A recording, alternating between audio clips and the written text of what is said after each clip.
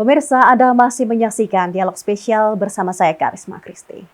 Pak Kiai, tadi kita sudah banyak membahas terkait Anda ini seorang pendiri pondok pesantren di Kabupaten Lampung Tengah sendiri. Kita agak bergeser sedikit nih ke perpolitikan yang mungkin juga ini ranah Anda karena Anda merupakan wakil rakyat juga, Pak Kiai. Nah, untuk ini sebenarnya hangat diperbincangkan di tengah masyarakat gitu dan juga di nasional terkait sistem proporsional tertutup dan juga terbuka. Bagaimana tanggapan dari Pak Kiai sendiri? Kalau saya jujur aja ya, karena profesional terbuka ini kan sudah berjalan hampir kurang lebih empat periode kan. Tertutup sudah, tapi kalau pribadi saya lebih cocok dengan proporsional terbuka. Alasan saya biar para konstituen ini bisa benar-benar tahu wakil rakyatnya, bisa dekat gitu. Kalau proporsional tertutup kan sama aja milih apa yang sering diomongin orang itu, kucing dalam karung apa-apa, itu aja. Dan menurut Anda mungkin ini demokrasinya tidak terlalu kerasa ketika memilih sistem proporsional tertutup ya Pak Kiai ya?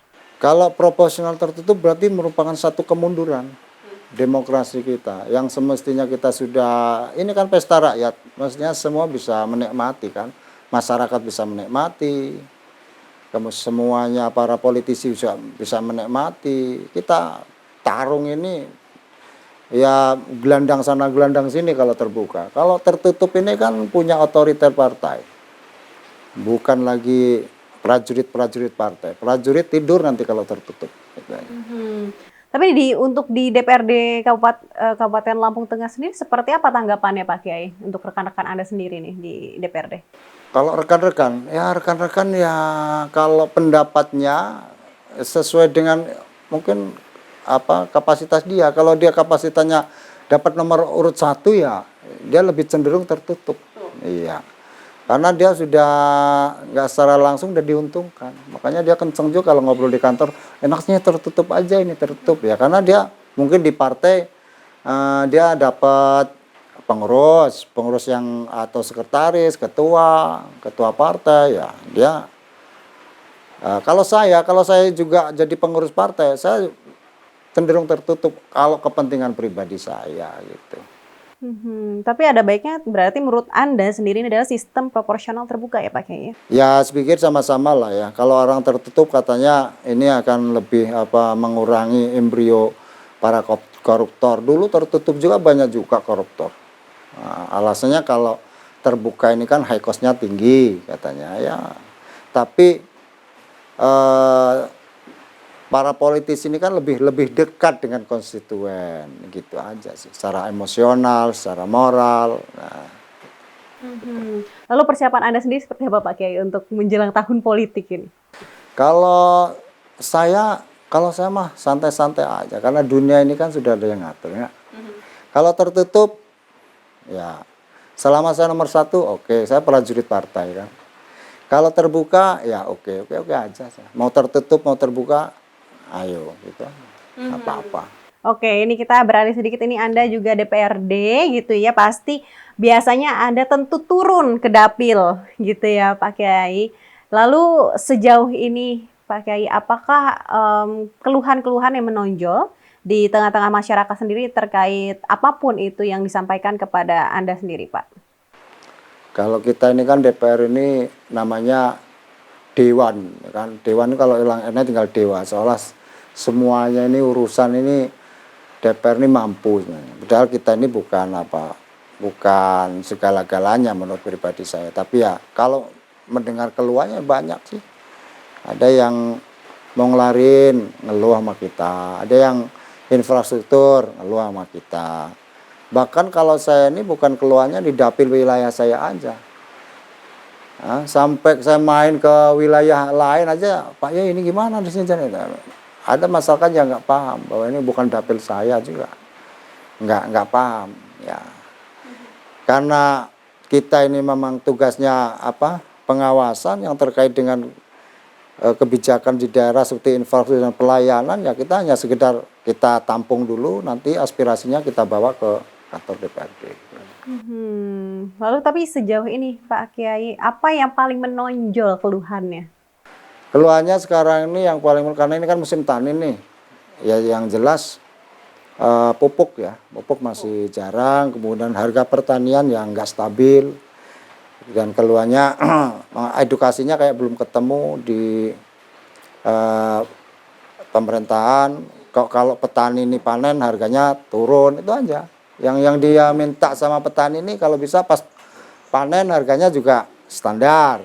Jadi antara pengeluaran petani ini sesuai dengan penghasilannya. Ya, tapi sekarang juga ada beberapa berita itu mengangkat bahwa di Lampung Tengah sendiri itu sempat aliran air ke sawah itu sulit gitu Pak. Apakah itu juga Anda mendapatkan keluhan itu?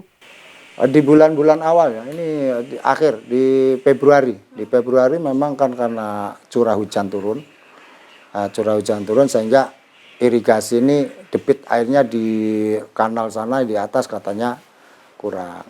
Memang mestinya pemerintah daerah ini ke depan agak fokus memperbaiki kanal-kanal untuk menampung air hujan. Biar kalau di sini nih kira-kira nggak hujan 10 sampai 15 hari udah susah, karena airnya nggak tertampung, habis. Gitu. Tapi komunikasi Anda dengan pemerintah daerah bagaimana Pak? Ini kan harus ada aksi dari pemerintah daerah ketika ada keluhan-keluhan seperti ini.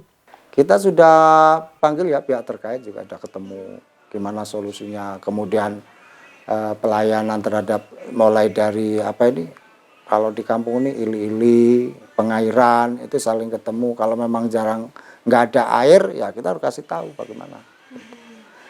Tapi memang sampai sekarang belum ada ya pergerakan yang spektakuler dari pemerintah daerah, menurut saya. Karena ini kasus ini tiap tahun muncul ini. Kalau kita nunggu air hujan itu kan kita juga nggak mesti.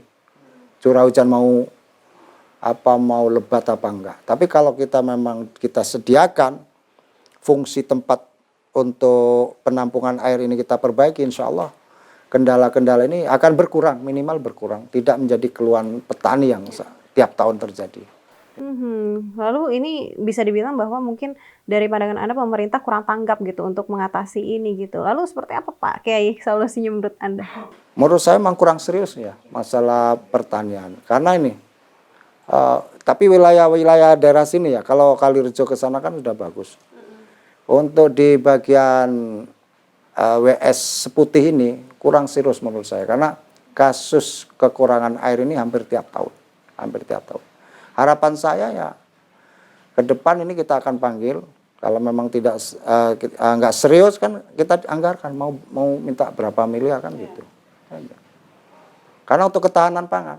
Karena kalau ketahanan pangan ini sampai gagal ya, ini kalau sudah urusan perut ya akan meningkat kriminalitas ya kan. Akan main serobot, siapa yang paling kuat ya dia yang, artinya bukan kuat ekonomi, kuat-kuatan otot ujung-ujungnya kan. Nah, maka akan mempengaruhi kestabilisan istilahnya nasional, khususnya di Lampung Tengah. Baik. Kriminalitas ini sudah mulai banyak nih.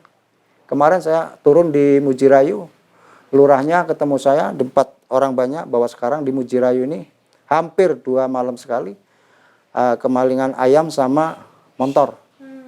Ya karena mungkin krisis pangan ini sudah mulai, krisis pangan.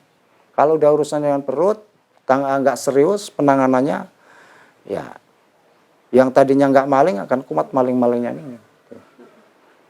Oke, baik Pak Kiai. Kita akan lanjutkan di segmen berikutnya Pak Kiai. Pemirsa Metro TV, jangan kemana-mana. Usai jeda pariwara, kami akan segera kembali.